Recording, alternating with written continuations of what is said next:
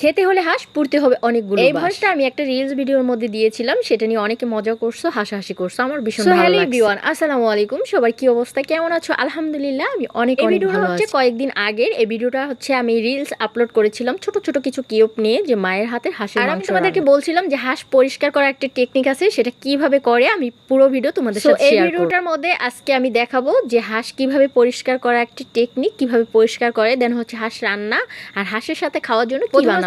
হাঁসটা জবাই করে নিল, এরপর ফুটন্ত গরম পানির মধ্যে হাঁসটা চুবিয়ে নিল যাতে লোমগুলো খুব ভালো করে তুলে নেওয়া যায়। হাত পাগুলো আগেই কেটে নিয়েছে, সেটা ভিডিও আর করি নাই। দেন হচ্ছে হাঁসগুলো ভালো করে চুবিয়েছে গরম পানিতে, এরপর হচ্ছে লোমগুলো খুব সুন্দর করে পরিষ্কার করতেছে। আসলে হাঁস পরিষ্কার করা কিন্তু অনেক কষ্ট, অনেক ধৈর্যের একটা ব্যাপার। উপর থেকে বড় লোমগুলো তুলে ফেললেও কিন্তু গুঁড়ো গুঁড়ো ভিতরে লোম থেকেই যায়। দেন হচ্ছে তার জন্য হলুদের গুঁড়ো আর কিছুটা চাল বেটে নিয়েছে, চাল বাটা আর হলুদের গুঁড়ো মিক্স করে খুব ভালো করে হাঁসের সমস্ত গায়ে কিন্তু মেখে নিচ্ছে। এই কাজটা কিন্তু খুব সুন্দর করে করতে হবে। হচ্ছে লাকড়ি চুলায় লাকড়ি দিয়ে আগুন ধরিয়ে হচ্ছে জ্বলন্ত আগুনের মধ্যে হাঁসটা উলট পালট করে এপিট উপিট করে সুন্দর করে পুরোই ডান সুন্দরভাবে পুরো হয়ে গেছে। এখন হচ্ছে হাঁসটা চুলা থেকে নামিয়ে নিচ্ছে। মশারি কাপড় হাতে নিয়ে ঘষে ঘষে হাঁসের উপরে যে কালো অংশগুলো আছে এগুলো খুব ভালো করে তুলে ফেলে দিয়েছে। আবার বেসে কেটে সুন্দর করে পরিষ্কার করে ধুয়ে নিচ্ছে। আমি কাটার সময় ছিলাম না, এই জন্য ভিডিও করতে পারি না। হাঁসটা খুব ভালো করে ঘষে ঘষে কিন্তু কয়েকবার ওয়াশ করে নিয়েছে। হাঁস আপনি যেই টেকনিকই পরিষ্কার করেন না কেন, হাঁস পরিষ্কার করার ঝামেলাটা আমার কাছে বিশাল কিছু মনে হয়। ফাইনালি রান্নার জন্য একদম প্রস্তুত।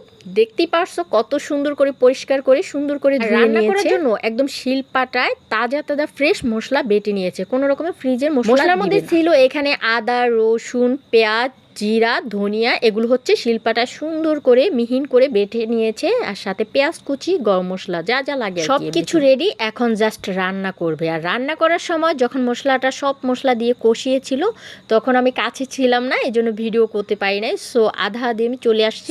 এই তো মশলা কষাচ্ছে, দেখতেই পাচ্ছ কত সুন্দর কালার আসছে। উফ, মশলা দেখেই মনে হচ্ছে যে আজকে হাঁস রান্নাটা খুব বেশি ইয়াম্মি হবে, খুব বেশি জুসি হবে। ভাই একে তো মাটির চুলার রান্না, তার উপর হচ্ছে মায়ের হাতের রান্না, মজা না হয় কি পারে? অবভিয়াসলি অনেক মজা হবে।